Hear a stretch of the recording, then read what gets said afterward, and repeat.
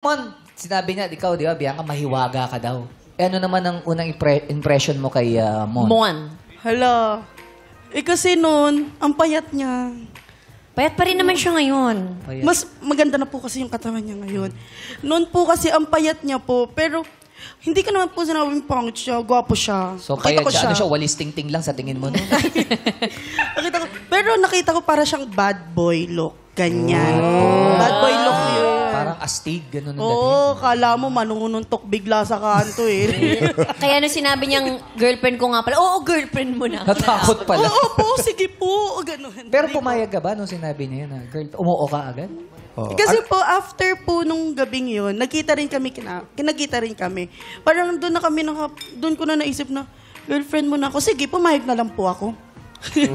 Anong reaksyon mo doon sa tita niya? Kasi pinakilala ka girlfriend ko. Nag-bless na lang po ako. Nag-bless ka. Sinabyan ka niya. na. Opo, nag-bless na lang po ako kasi naiya po ako eh. So parang gusto niyo na ang isa't isa nung gabing yon. Hindi po. Yay! Hindi po. Si Bianca baka hindi pa masyado. hindi. Hindi, pero paano mo na siya natanggap na, sige na nga, mag-jowa na tayo? O...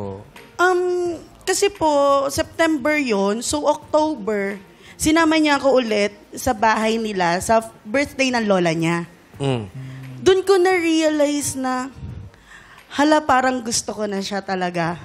Gusto ko na siya. Nagustuhan mo ba siya dahil sa handa nila doon sa bar? Bakit sa handa? Sa tingin Baka ko po, marami kasi binigyan nila ako pampauwi. Babaon. May pa-Sharon ka. May pa-Sharon. Nagpa-Sharon. Ayun, tapos po, nakita ko kung gaano sila kabait na makitungo. Tsaka siguro pinapakilala ka sa pamilya. Palagi, sa tita, sa no? lola. Opo. Napamahal sila sa'yo, yung buong pamilya. Yes po. Ano nagustuhan mo kay Mon? Mabait po yan. Sobrang bait. Yun po talaga, saka yung pagiging maalaga niya. Yun talaga the best. Paano kanya inaalagaan? Hinehele po. Ay, hindi. Joke lang po. Paano? Mga tulad ng... Patulad po rin. Before po kasi hindi ko nararanasan yung may nagtatay ng shoelace ko. Wow, ang sweet naman. Sobrang sweet po niyan. Tapos po, kapag po kasi sa shrimp, yun ang sobrang simple po pero sobrang nakakakilig. Kapag kumakain kami ng shrimp, Inuhuli niya yung shrimp muna. ano po, Siya naghihimay. siya po nagtatanggal ng mga shells. Oo. Ayun, ganun. Ang gagawin mo na lang ay ngumuya. Yes. Oh, sweet. Sinisip-sip mo ba yung ulo noon, Mon? Yung ulo? Yung hipon? Hipon? Sarap noon. Yun talaga. That's Kaya the po best gusto niya siya yung naghihimay kasi gusto niya sa kanya yung ulo. Yun talaga. Si Mon pala may gusto ng ulo. Ano pa? Ano pa? Mamaya na yung ulo ng shrimp. Andun lahat ng toxin eh. Sarap kasi nun, naalala Hindi, ko tsaka talaga nandun daw yung mga toxin. Hindi yan yung healthy part. Ayun Kaya yan. baka gusto niya healthy ka lang, Bianca. Ano pa mga ginagawa ni Mon? Tapos po, ano po yan, hindi po siya mahigpit sa pananamit. Kasi yun yung dati kapag may ex ako, mahigpit sa pananamit eh. Ano bang... Ay, may alam ano sa bang fashion mo. Pananamit na ano? Bawal yung mga sexy na O damit, yun, gano'n. hindi po siya nagbabawal ng ganun.